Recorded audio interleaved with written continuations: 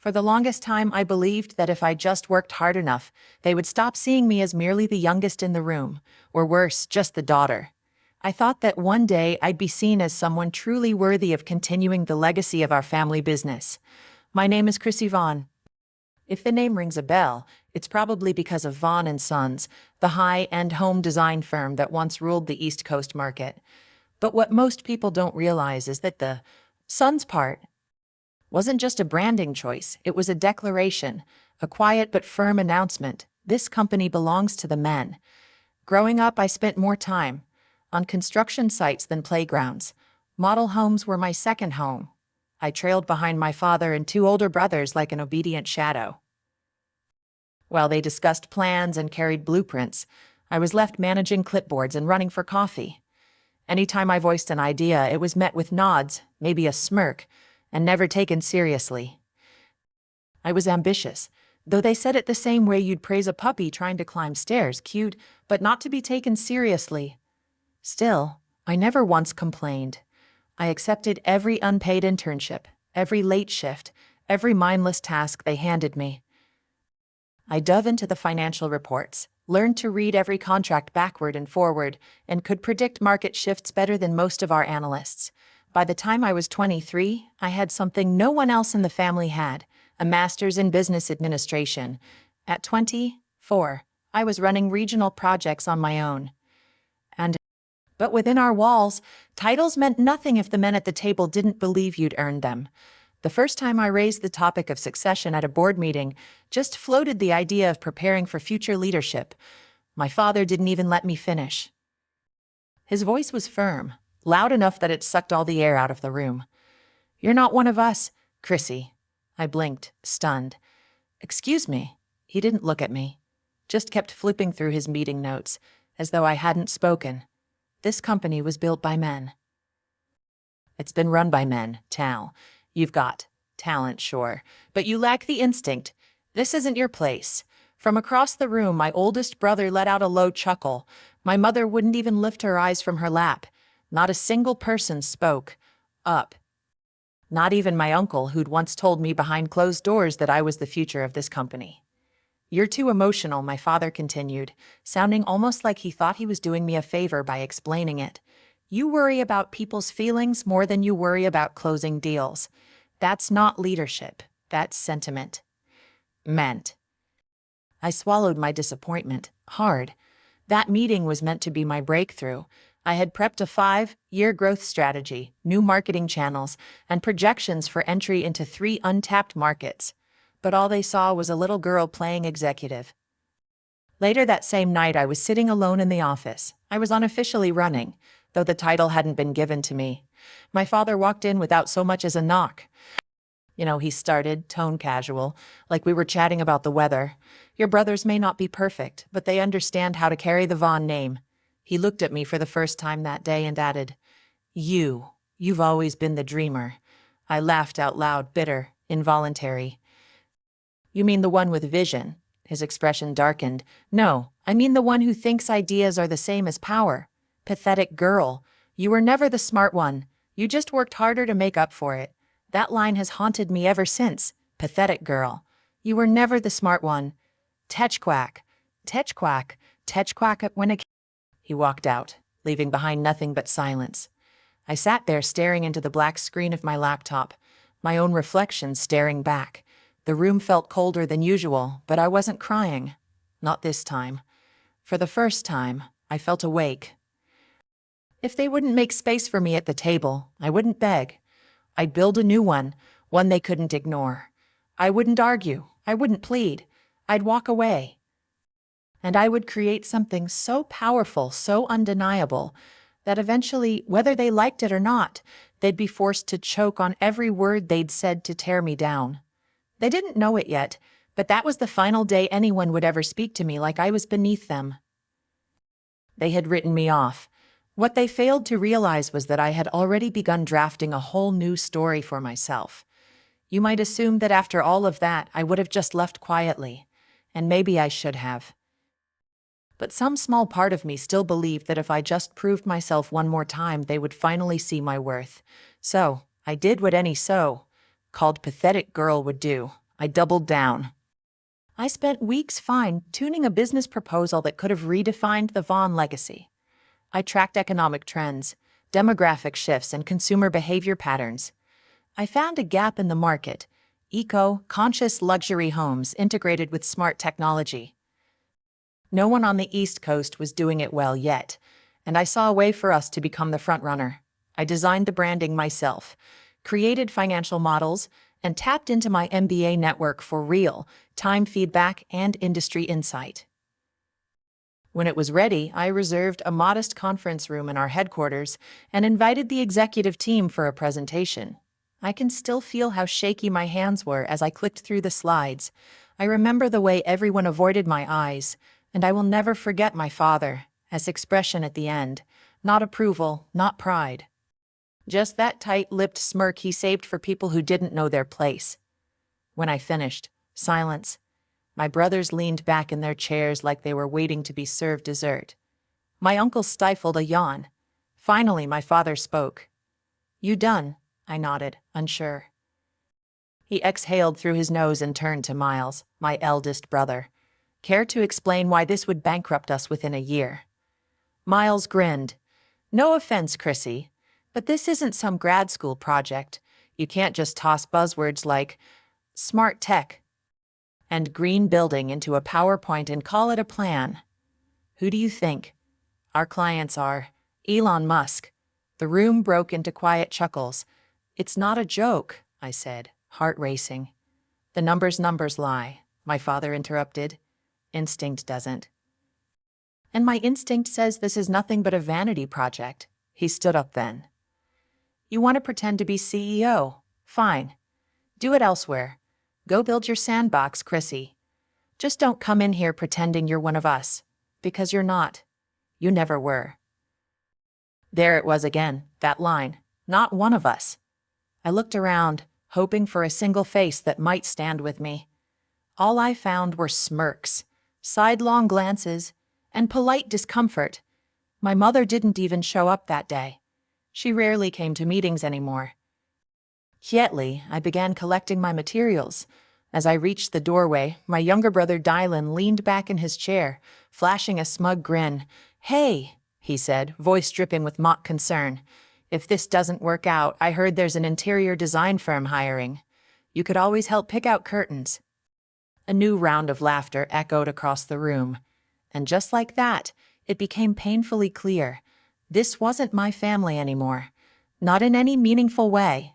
I was no longer a daughter, a sister, or a colleague. I had become a stranger wearing a surname I had never truly been allowed to claim. I didn't cry then. Not in front of them.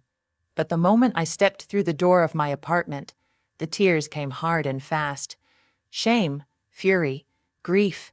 They all hit in waves. Years of being talked over, patronized and sidelined. Years of being expected to be thankful for whatever crumbs they decided I was worthy of. I wanted to scream. I wanted to burn everything to the ground. But I didn't. Instead, I grabbed a suitcase. I packed quietly. The next morning, before the city even stirred, I walked away. No goodbyes. I left behind their legacy, their suffocating expectations, and the constant message that I was allowed to be competent, but never exceptional.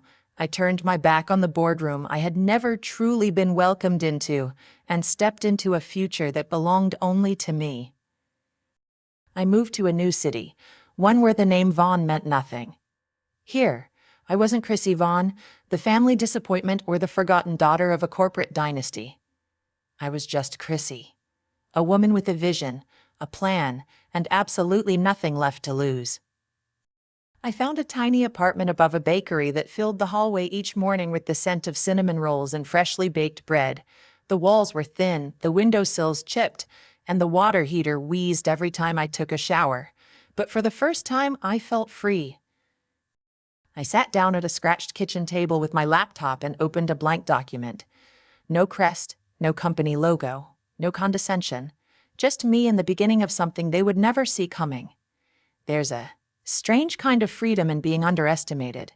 It turns you invisible, and invisibility can be powerful. when no one's watching you, no one sees the storm you're about to become. In that cramped space with flickering lights and uneven floorboards, I laid the groundwork for something they never imagined I could create. I didn't have the family's resources, but what I did have was clarity. An empire of my areas. No more striving to impress people who had already made up their minds about who I was. No more waiting for someone to give me permission. I named my company Aller Designs, a tribute to a faint star orbiting far from view, quiet but unstoppable. That's who I wanted to be, unnoticed but inevitable. The early months were brutal. I burned through my savings faster than I expected. Dinner was often instant noodles, and most nights blurred into dawn. I pitched to small-scale contractors, boutique developers, even individual homeowners. Most of them rejected me, but a few didn't, and those few, I treated every one of their projects like they were multi-million-dollar accounts. I started with smart renovations for affluent clients who wanted luxury that also felt responsible.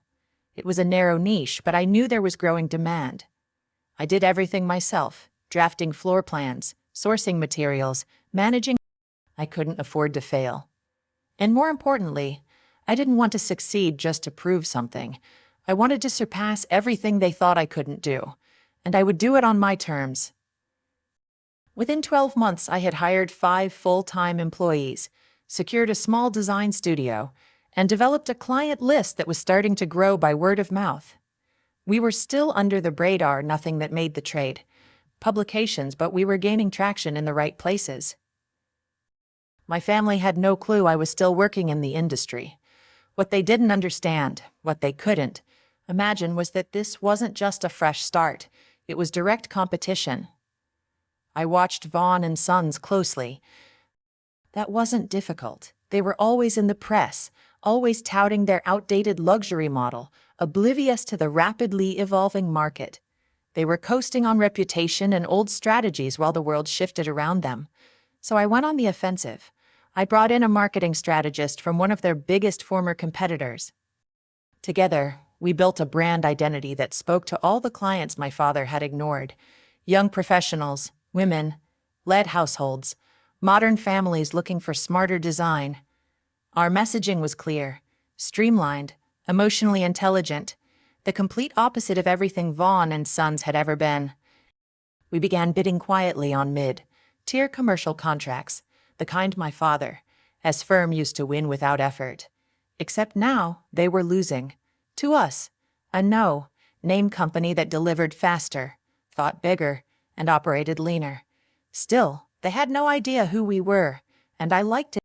Behind the scenes, I began recruiting.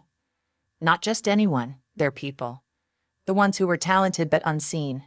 Project managers, designers, coordinators, women, people with stories that sounded a lot like mine, people who were tired of being overlooked. One by one, they came to me.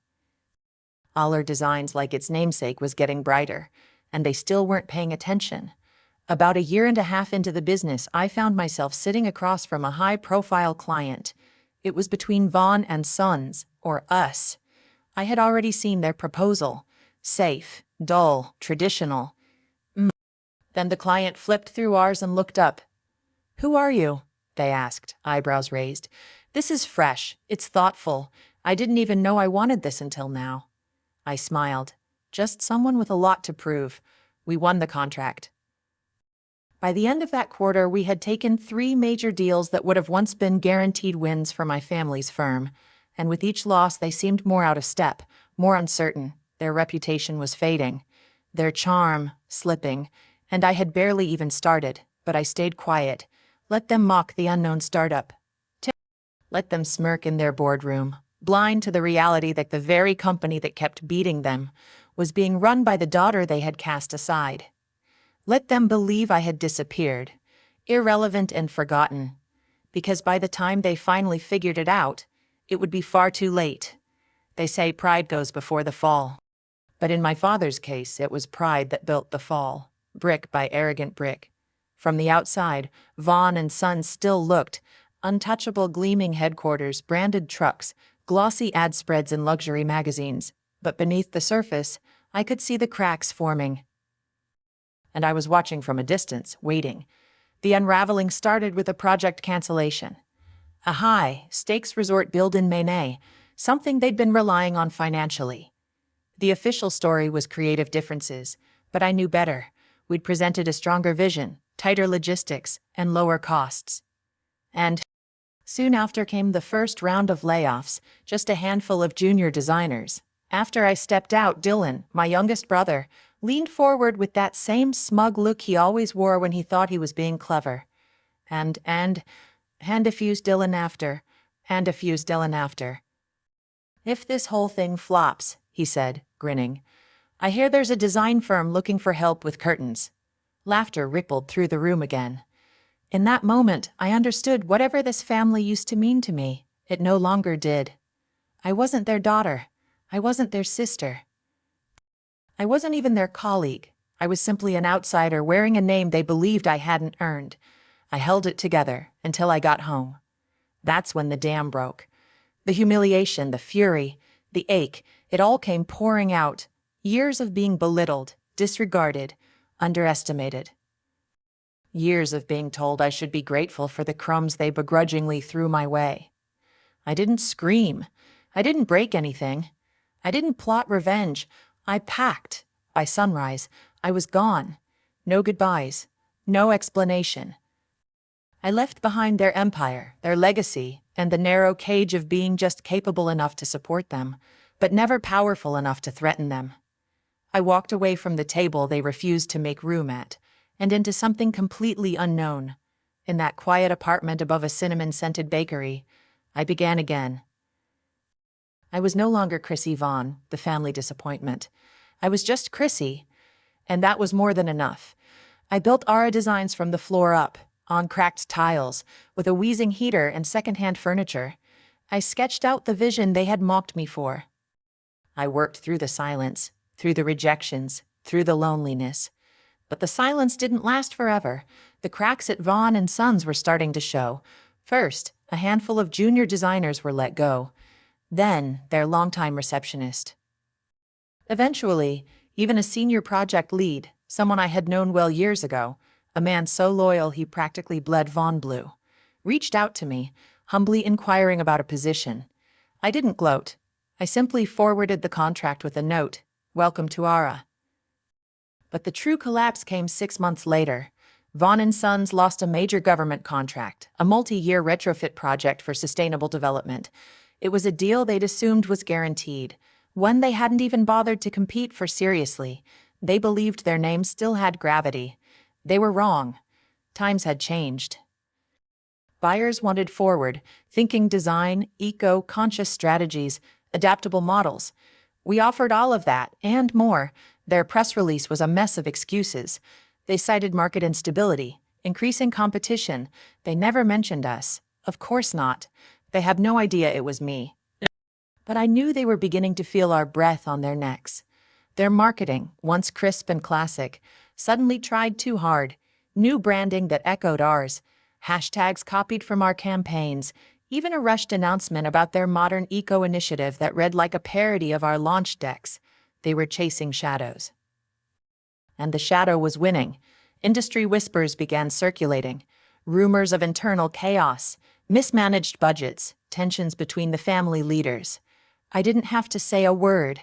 I didn't have to plant a single story. Fear does its own broadcasting.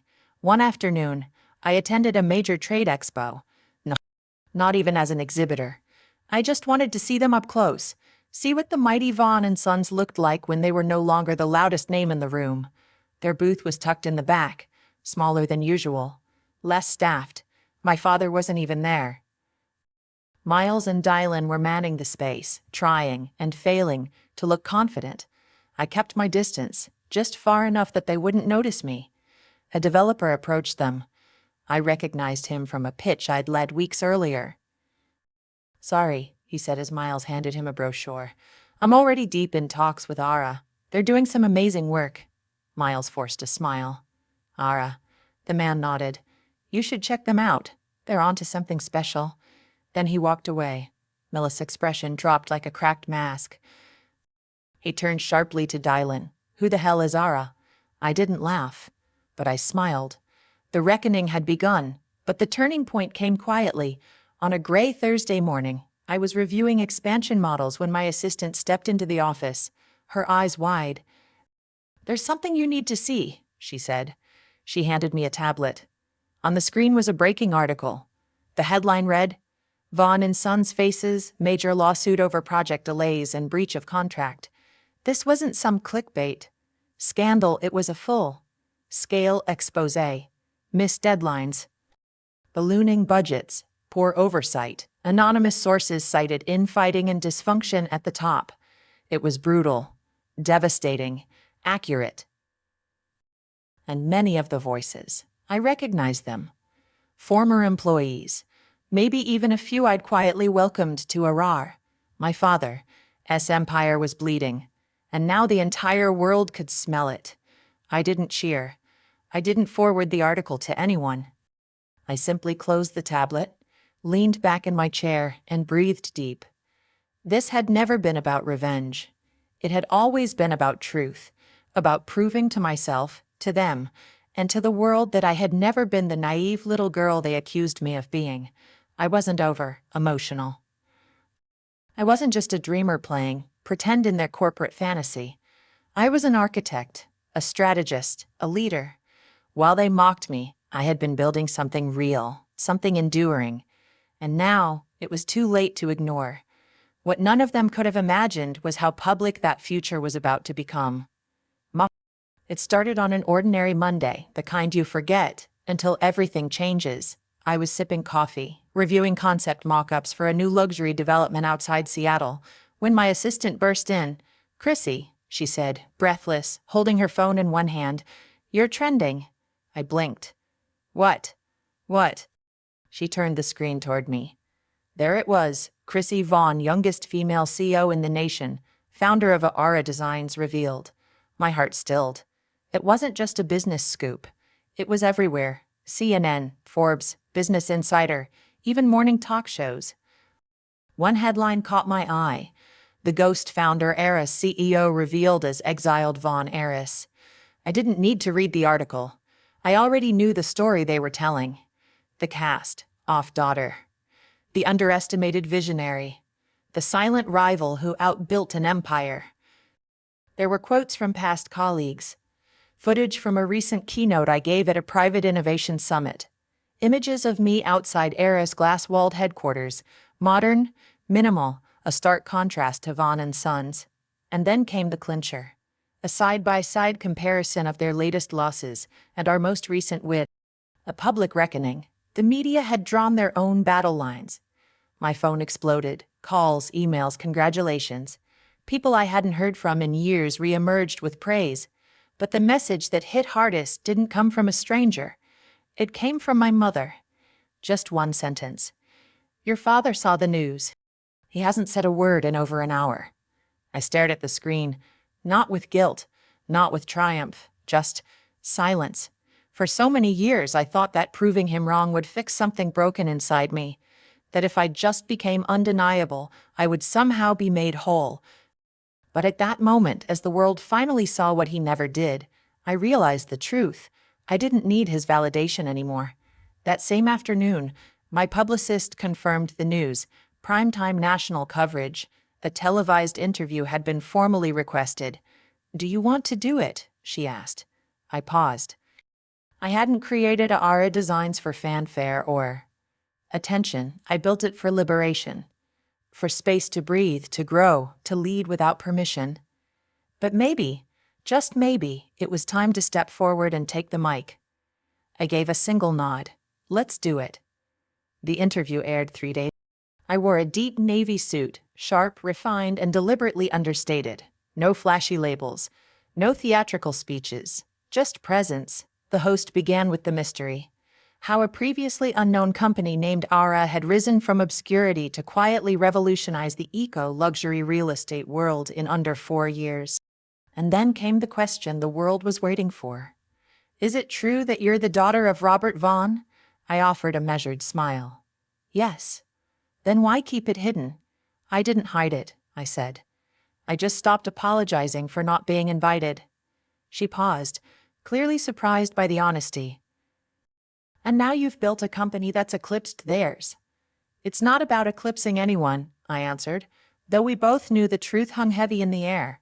It's about building something that reflects who I am, and creating space for others to do the same. When the interview ended, the studio erupted in applause. That evening, ARA's website crashed from overwhelming traffic. We received over 300 partnership inquiries in a single day. Our stock price surged 12% in just 24 hours. Investors began whispering about international expansion. While the public celebrated, there was one space that remained silent, the Vaughn family group chat. Still technically active, but eerily quiet. No sarcastic replies. No mocking emojis, just nothing. Until finally a single message appeared from Miles. You used us. I didn't respond. They had used my silence for years as permission to ignore me. But now, the world had filled in that silence with the truth. That announcement had changed everything. Not because it gave me power, but because it forced them to acknowledge the person they had spent decades refusing to see. Me. Chrissy Vaughn. The one they dismissed as a dreamer. The one they said would never lead, never last, never matter. Now, I was the youngest female CEO in the nation, but there was one chapter left to close. The invitation arrived on heavy ivory cardstock with gold, embossed lettering, like nothing had changed. Vaughn Family Annual Reunion, Saturday at 4 o'clock. Hosted at the estate. No personal note, no apology. Just tradition, pretending history had not happened. I stared at it for a long time. 4 years earlier, they had laughed me out of their boardrooms and called me pathetic. And now they wanted me back in the very house that never felt like home. I hadn't set foot on the estate since the day I left.